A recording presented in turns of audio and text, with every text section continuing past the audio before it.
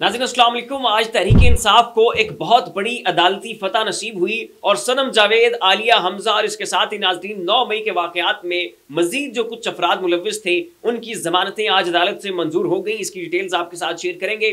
इसके साथ ही नाज़रीन हामिद मीर साहब का यह कहना है कि इमरान खान का बयानिया इस वक्त पूरे मुल्क में प्रिवेल कर चुका है। मुल्क का चप्पा चप्पा इमरान खान का हम जुबान हो चुका है और इमरान खान का नैरेटिव इस मुल्क के तूलो अर्ज में फैल चुका है। इसकी डिटेल्स भी आपको देंगे। और इसके साथ ही नाज़रीन चीफ जस्टिस काजी फाइज ईसा साहब ने 6 जजेस के उस लेटर के ऊपर फुल कोर्ट इजलास बुला लिया था, उसकी समाअत मुकम्मल हो चुकी है, उसकी भी तफसीलात आपको देंगे। इसके साथ ही नाज़रीन अगली बड़ी खबर यह है कि अमेरिका ने पाकिस्तान को एक और धमकी लगा दी है, पाकिस्तान को एक और वार्निंग दे दी है। और ये जो 6 जजेस के खत वाला मामला है इसकी गूंज भी अमेरिका तक जाकर सुनाई दी है। इन तमाम तर मामलात को अपने आज के इस व्लॉग में आपसे डिस्कस करेंगे, लेकिन उससे पहले आपसे रिक्वेस्ट है इस चैनल को सब्सक्राइब करें, साथ जो बेल आइकन है उसके ऊपर भी जरूर क्लिक कीजिएगा ताकि वो तमाम तर खबरें जिनकी कवरेज मेन स्ट्रीम मीडिया के ऊपर नहीं हो रही है वो आपको इस एक प्लेटफॉर्म के ऊपर मिल सके। तो आज नाज़रीन चीफ जस्टिस काजी फाइज साहब ने 6 जजेस के उस लेटर की बुनियाद के ऊपर फुल कोर्ट इजलास तलब कर लिया था। इसकी समाअत मुकम्मल हो चुकी है और इसका एलामिया जो है वो अभी कुछ ही देर तक मंजर आम के ऊपर आ जाएगा। वो इंशाल्लाह मैं अपने नेक्स्ट व्लॉग में शामिल करूंगा, क्योंकि अभी तक वो एलामिया जो है वो अभी तक मंजर आम के ऊपर नहीं आया। अब फुल कोर्ट बेंच नाज़रीन आज कैसे बुलाया गया ये नाज़रीन जरा आप सुने। इस्लामाबाद हाई कोर्ट जजेस की जानिब से लिखे गए खत पर सुप्रीम कोर्ट का फुल कोर्ट इजलास तलब कर लिया गया था। जराये के मुताबिक सुप्रीम कोर्ट के तलब किए गए फुल कोर्ट इजलास में इस्लामाबाद हाई कोर्ट के जजेस के खत का जायजा लिया गया। फुल कोर्ट इजलास चीफ जस्टिस ऑफ पाकिस्तान काजी फाइज ईसा की जानिब से तलब किया गया है, जो कि आज शाम 4 बजे बुलाया गया था।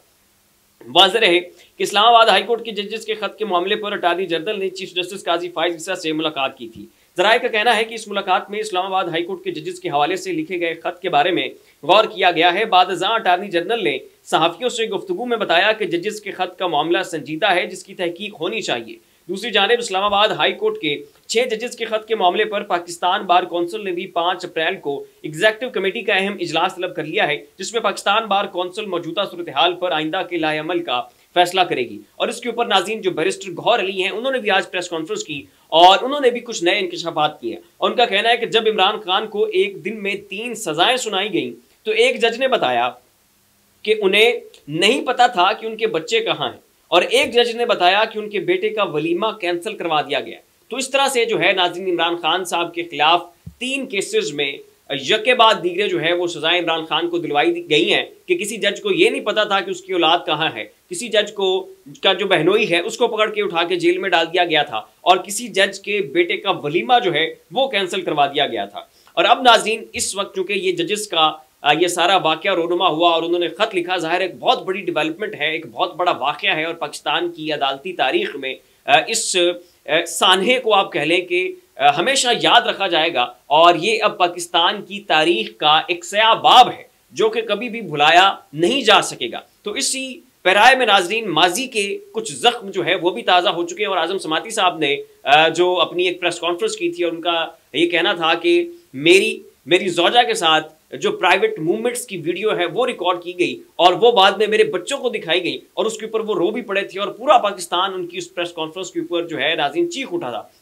और इसके साथ ही नाज़रीन इस वक्त सोशल मीडिया के ऊपर मरियम नवाज साहिबा के जो माजी के क्लिप्स हैं वो बहुत ज़्यादा वायरल हो रहे हैं, जिसमें उनका ये कहना था मरियम नवाज साहिबा का कि मेरे पास जजेस की वीडियोज़ मौजूद हैं और बहुत सारे जजेस की वीडियो हैं जी, और ऐसी मैंने चीज़ें देखी हैं, मैं तो हैरान हो गई हूँ और मतलब मैं तो बिल्कुल शौक में हूँ। तो इस तरह के उनके जो वो क्लिप्स हैं नाज़रीन अब दोबारा से जो है वो सोशल मीडिया की जिनत बन चुके हैं और इस वक्त सोशल मीडिया के ऊपर सर्कुलेट हो रहे हैं। और आपको याद होगा कि जज अरशद मलिक और जैसे उनको ब्लैकमेल करने की कोशिश की गई और किसी खातून के साथ उनकी नाजेबा वीडियोज़ रिकॉर्ड करके वो उनको दिखाई गई और फिर उनसे मर्जी का फैसला लेने की कोशिश की गई। तो वो नाज़रीन जो नून लीग की फैक्ट्री है वीडियो बनाने की, ये चीज़ जो है इस वक्त सोशल मीडिया के ऊपर दोबारा ज़ेर बहस आ चुकी है। और वो जो क्लिप्स मरियम नवाज साहिबा की सर्कुलेट कर रही हैं उनका एक छोटा सा मुशाहिदा जो है वो नाज़रीन मैं आपके सामने रखना चाहूँगा। ज़रा आप पहले ये क्लिप मुलाहिज़ा करें, उसके बाद नाज़रीन आगे बात करते हैं।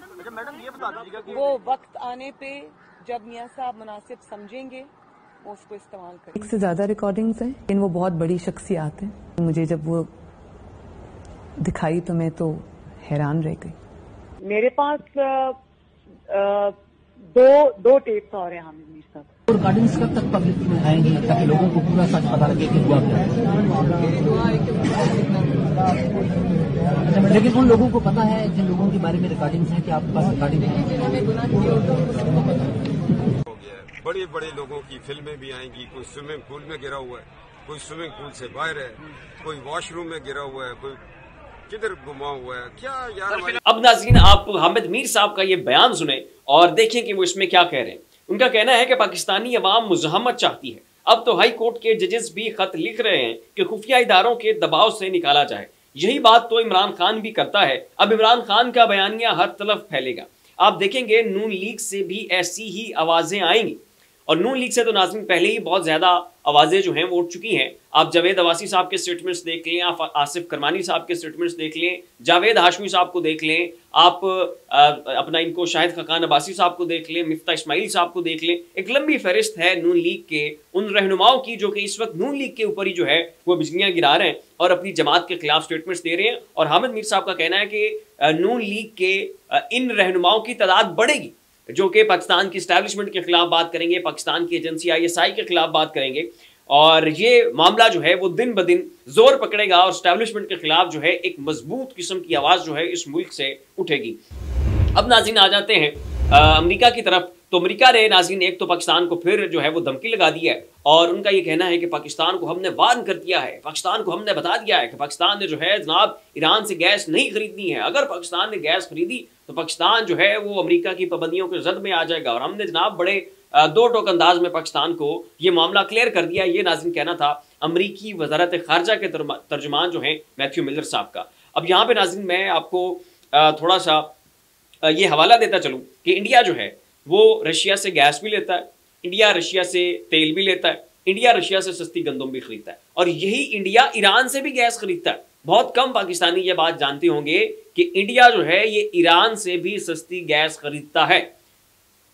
तो इंडिया नाज़रीन उसका जिधर मर्जी चाहे वो अपने तल्लुकात रखे, जहां से उसका दिल करता है वो सस्ती गंदम खरीदेगा, तेल खरीदेगा, गैस खरीदेगा, लेकिन पाकिस्तान के ऊपर पाबंदियां। पाकिस्तान रशिया से गैस खरीदेगा तो पाकिस्तान के वज़ीर आज़म को उठा के जेल में डाल दिया जाएगा और अगर पाकिस्तान ईरान से गैस खरीदेगा तो फिर जो है वो पाकिस्तान को जो है उसके ऊपर पाबंदियां लगा दी जाएंगी। तो ये है जनाब आपकी आज़ाद खारजा पॉलिसी और ये है आपका वकार। ठीक है, ये इतने एक आप सॉवरन कंट्री हैं और ये है आपकी हैसियत कि कैसे आपको थ्रेटन किया जाता है, कैसे आपको धमकियां लगाई जाती हैं और उन धमकियों के नतीजे में कैसे जनाब आप हाथ जोड़ लेते हैं और आप कहते हैं जनाब माफ कर दें, जैसे आप कहेंगे बिल्कुल वैसे ही होगा। अब नाज़रीन ये जो रायन ग्रिम साफ़ी हैं ये अमूमन पाकिस्तान के मामलात के हवाले से वहाँ पर जो अमरीकी वजारत खारजा के तर्जुमान हैं उनसे सवालात करते रहते हैं और अब नाज़रीन इन्होंने एक मरतबा से फिर ये सवाल किया है कि पाकिस्तान के इस्लामाबाद हाई कोर्ट के 6 जजेस ने सुप्रीम जुडिशल काउंसिल को या सुप्रीम कोर्ट को लेटर लिखा है और उसमें उन जजेस का ये कहना है कि उनकी वीडियोज़ रिकॉर्ड की गई हैं, उनके जो घर में जो है वो कैमरे नस्ब थे, बग किया हुआ था उनके घरों को, उनके बेडरूम्स को और उनकी निजी वीडियोस जो हैं वो रिकॉर्ड की जाती थी। जजेस के जो रिश्तेदार हैं उनको पकड़ के बिजली के झटके लगाए गए। तो पूरे जो उस खत के मंदरजात हैं वो उन्होंने कंक्लूड करके मैथ्यू मिलर साहब के सामने रखे और उनका कहना था कि अब आप इन मामलात के ऊपर क्या कहते हैं। तो उसके ऊपर नाज़रीन मैथ्यू मिलर साहब के पास जो है किसी भी किस्म का कोई जवाब मौजूद नहीं था। अब नाज़रीन आ जाते हैं सनम जावेद वाले मामले के ऊपर। तो आज सनम जावेद और आलिया हमजा की जमानतें भी मंजूर हो गई और इसके साथ ही नाज़रीन तहरीक इंसाफ के मजीद जो सियासी वर्कर थे उनकी जमानतें भी आज मंजूर कर ली गई। और इससे पहले भी नाज़रीन को 2-1 हफ्ते पहले भी तहरीक इंसाफ के बहुत सारे सियासी कारकुनों की जो कि मुबैना तौर पर 9 मई के वाक़यात में मुलव्वस थे उनकी जमानतें मंजूर हो गई थी और आज नाज़रीन जिनकी जमानतें मंजूर हुई हैं इनको जमानती मचलकों की बस कल के रोज़ जो है वो रिहा कर दिया जाएगा। लाहौर की इंसदाद दहशतगर्दी अदालत ने 9 मई को थाना शादमान के जलाओ घराव के मुकदमे में पाकिस्तान तहरीक इंसाफ की कारकुन सनम जावेद और रहनुमा PTI आलिया हमजा की जमानत मंजूर कर ली। इनके अलावा मजीद 31 अफराद की जमानतें मंजूर हुई। इंसदाद दहशतगर्दी अदालत के ड्यूटी जज अरशद जावेद ने दरखास्त जमानत पर समाअत की। सनम जावेद की जानिब से शकील पाशा एडवोकेट और राना अब्दुल मारूफ खान एडवोकेट पेश हुए।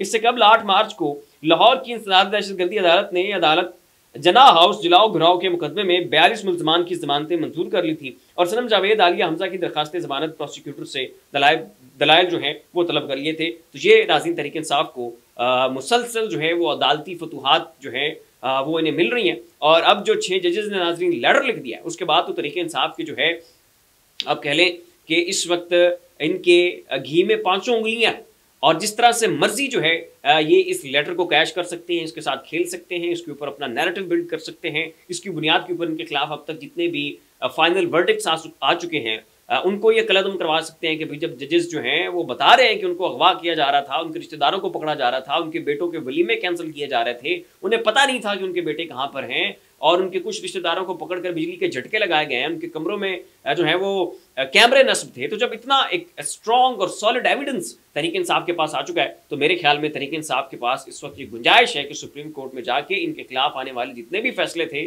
चाहे वो इस्लामाबाद हाई कोर्ट से आए, चाहे वो लाहौर हाई कोर्ट से आए, उनको तहरीक इंसाफ जो है उनको उड़वा सकती है। तो फिल्म के लिए इतना ही। तमाम तर मामला के ऊपर अपनी राय का इजहार नीचे कमेंट बॉक्स में जरूर कीजिएगा। इसी के साथ अपने मेजबान को इजाजत दीजिए। अपना ख्याल रखिएगा।